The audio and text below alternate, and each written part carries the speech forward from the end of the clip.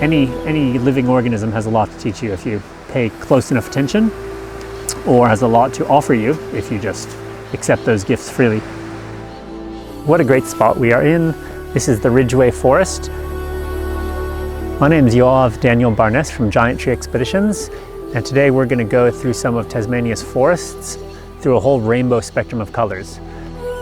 So we'll start here with the yellow Eucalyptus pulchella up at the Ridgeway Forests, and we'll make our way through past some blue waters to get to the deepest emerald rainforest down south.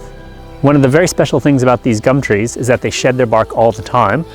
So this creamy colored bark is actually photosynthetic. So even though it's got the leaves up top making energy, the stem itself makes energy as well. As it peels off its bark and makes these ribbons of bark which promote fire, it also makes home for lots of special animals. So this bark is going to peel off soon enough, but it's usually a great place to come. Oh, look at that. Look at that beautiful caterpillar. Oh, well, that little caterpillar, that's probably a moth or a butterfly larvae.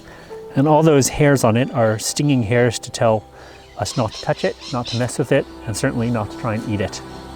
But yes, looking for insects in trees, it's a good way to explore a tree as a place and to really get a sense of each one of these trees as their own individual habitats. So if you look up there into the treetops, it's quite a complicated habitat. So the more structural complexity you see up in these trees, whether it's bark flakes or dead branches or hollows or broken bits or twisty bits, that's where the real action happens. Clearly the caterpillars and the beetles are having a munch here. So this is the famous medicinal eucalyptus. So people would boil, steam, stew, inhale.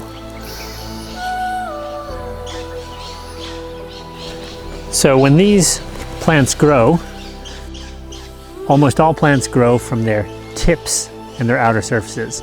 So it's the outer layer just underneath the bark where the growing is happening, and it adds a layer year after year.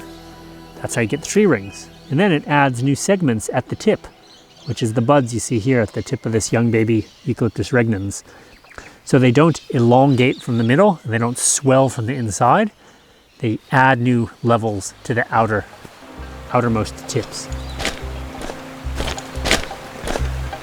Welcome to the Weld River. And on both sides of the river you've got giant forest, but on the right you have these stringy barks, these burnt trees that have survived a fire handily. So that stringy bark clearly had life experience. It's survived lots. It's older than the trees around it. You can see that it survived a forest fire with all the char at its base. You can see all these dead branches of different ages within its crown, which tells you that it's really adapting to new situations and changing over its lifespan.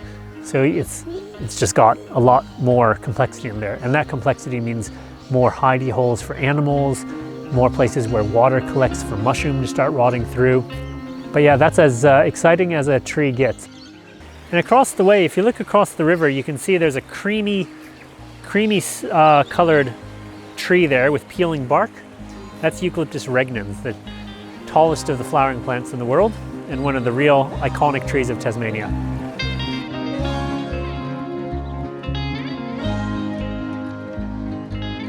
So the stringy barks, their special trick is to survive fires.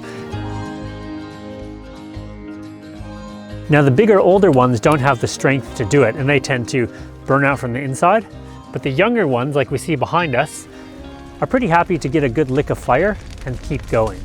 So the really tall Eucalyptus regnans almost never survives a fire, but is happy to have a hot fire so its children can regenerate. Well, we finally made it into one of the pieces of unburnt forest here in the southern forests. So we're standing underneath some of these large veteran stringy barks and this well-developed rainforest underneath. So the forest floor is where a lot of the magic happens. That's where all the little critters and the seedlings all come into their own life down below. So we're standing underneath a 400 or 500-year-old stringy bark, Eucalyptus obliqua. It's one of the last remaining veterans in this area. All of its cohort have either been cut down or burnt in a recent fire. It is going pretty happily You can see how when this bark is spongy and moss covered, it creates a quite good armor cladding at the base during a fire. Trees as individuals each have their own story. So as they get older and they survive more life experience and they survive more storms and their branches break and they grow in new directions and their neighbors fall over and new things happen, they attain more and more experience accumulated, which you can often read in their very form. And for me, I find that speaking of them as individuals using the language of peoples and personhood, it really opens up the gates.